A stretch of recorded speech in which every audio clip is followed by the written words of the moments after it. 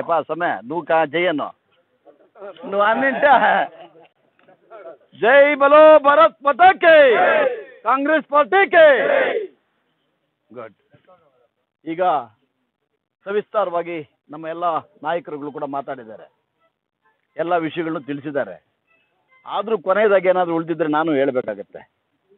ಆ ಇದರಲ್ಲಿ ಇವತ್ತಿಲ್ಲಿ ಸೇರಿರ್ತಕ್ಕಂಥ ಮುದಗಿರಿ ಪಂಚಾಯಿತಿ ನಮ್ಮ ಮುಳಬಾಲ್ ತಾಲೂಕಲ್ಲಿ 2 ದೊಡ್ಡ ಪಂಚಾಯತ್ಗಳು ಇದು ಒಂದು.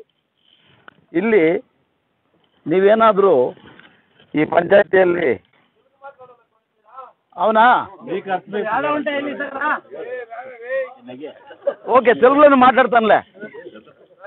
ఈ పంచాయతీలో ఉండేట్ల లీడర్లు కూడా చాలా ముఖ్యమైన వాళ్ళు ఉన్నారు. నేను చాలా ఏళ్ళంటి కూడా గమనించినాను. చాలా నిష్ఠావంతులు ఉన్నారు.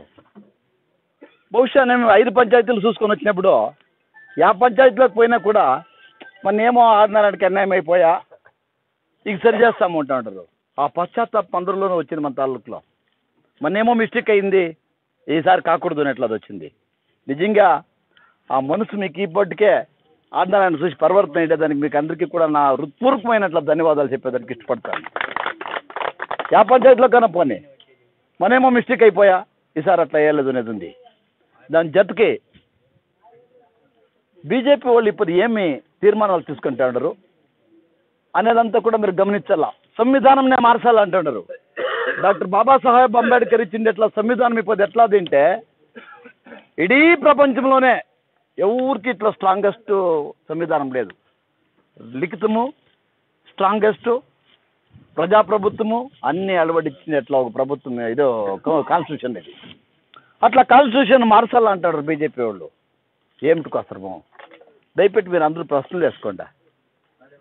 ఈ రిజర్వేషన్ మార్చాలంటూ ఉండరు, కొందరిది సిఏ తేవాలంటూ ఉండరు.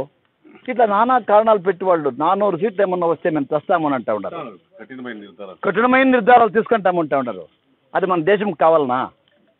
ఈ దేశం ఎట్లా తింటే మహాత్మా గాంధీజీ స్వతంత్రాన్ని పోరాడినాడు.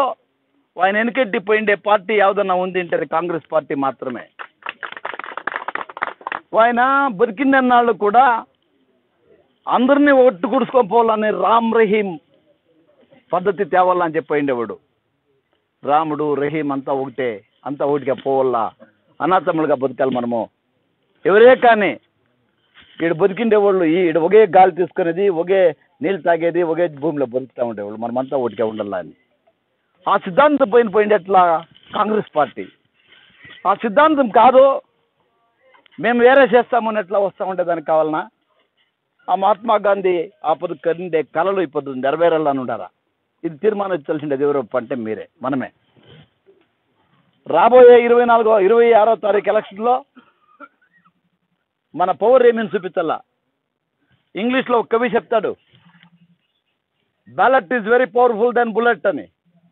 అంటే తువాకెత్తుకొని కాలిస్తే వానికి ఏమన్నా తప్పించుకొని పోవచ్చంట. ఈ బ్యాలెట్లో కాలిస్తే వాడు ఎగిరిపోతే సాయాల్సిండేదే. లీడర్ అయ్యేలా కొందరంతా ఎందరో చూడడం ఎలక్షన్లో వాళ్ళు గెలిపించకుండా చేసింటారు. అంటే ఈ బ్యాలెట్ చాలా పవర్ఫుల్ బుల్లెట్ కన్నా. అట్లా బ్యాలెట్ మీరు ఈ పొద్దు మన చేతికి 26వ తారీఖు వస్తుంది. ఆ పొద్దు ఏమేమి చూపించాలా దయపెట్టి ములబాల్ తాలూకు పరిస్థితి కూడా చూడ. కొత్తూరు మంజునాథ్ వాళ్ళు ఈ తాలూకులో ఎమ్మెల్యేగా ఉండేప్పుడు ఎట్లుంది, ఈ పొద్దు ఎట్లుంది, అప్పుడు ఎలక్షన్లో ఇప్పుడు వచ్చి ఏమేమి చెప్పి ఇప్పుడు వాళ్ళంతా ఏడుండారు, ఏమేమి ఉంటారు దయపెట్టి వద్ద కూడా మీరు యోచన చేయాలా. అందుకే మనం చేయాల్సినది ఏం పట్టే వచ్చే ఎలక్షన్లో మీ పవిత్రమైన మీ ఘనమైన ఓటుని మన కాంగ్రెస్ పార్టీ అభ్యర్థి అయినట్ల గౌతమ్ వాళ్ళ సీరియల్ నెంబర్ 1, క్యారెక్టర్లో కూడా 1వ నెంబర్ వాడు, చాలా మంచి క్యాండిడేట్.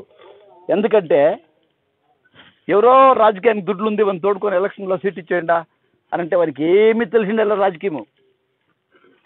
బహుశా జనాల ప్రాబ్లం ఏమీ తెలిసిండేలే. కానీ గబతం ఎట్లా అంటే చదువుతూ ఉన్నప్పుడు ఎన్ఎస్సిఐలో చేరి ఎన్ఎస్సిఐ కాంగ్రెస్లో ఉండి అన్నకి యూత్ కాంగ్రెస్ ప్రెసిడెంట్ అయ్యి అన్నకు డిస్ట్రిక్ట్ కాంగ్రెస్ ప్రెసిడెంట్ అయ్యి కాంగ్రెస్లో వాని ఇదే రక్తమే కాంగ్రెస్. ఎలా అంటే వాళ్ళ అప్ప మొదలు మేయర్గా అయింటారు బెంగళూరులో.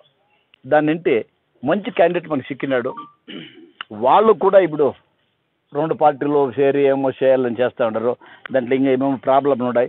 వాళ్ళ గురించి మనం వెతిగా మాట్లాడద్దు. ఎలా అంటే ఆడ ఎట్లుంది అనేది మనము మీరు పేపర్లో టీవీలో చూస్తారు. దాన్ని నేను నా నోటి నుండి చెప్పేదేమొద్దు. అయితే మంది మాత్రము చాలా బాగా పోతూ ఉంది. మనలో ఇప్పుడు కొంచెము స్టార్టింగ్లో కొంచెం ప్రాబ్లం ఆ టికెట్ వాళ్ళకి వెళ్ళి వీళ్ళకి వెళ్ళి ఉండే లాస్ట్లో అందరూ చేరి హైకమాండ్ అందరూ చేరి తీర్మానం చేయండి ఇట్లా క్యాండిడేట్ గౌతమ్ వాళ్ళు.